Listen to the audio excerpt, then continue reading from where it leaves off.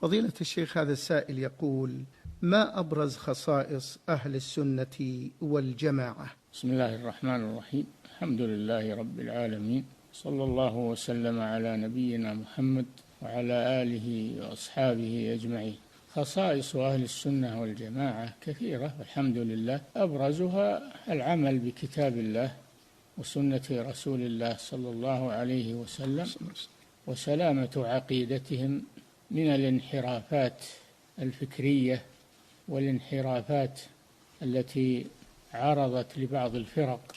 فأهل السنة والجماعة مستقيمون على الكتاب والسنة، والعمل بما عليه القرون المفضلة من الصحابة والتابعين ومن تبعهم بإحسان، عملا بقوله صلى الله عليه وسلم: عليكم بسنتي وسنة الخلفاء الراشدين المهديين، تمسكوا بها وعضوا عليها بالنواجذ، وإياكم ومحدثات الأمور، فإن كل محدثة بدعة وكل بدعة ضلالة.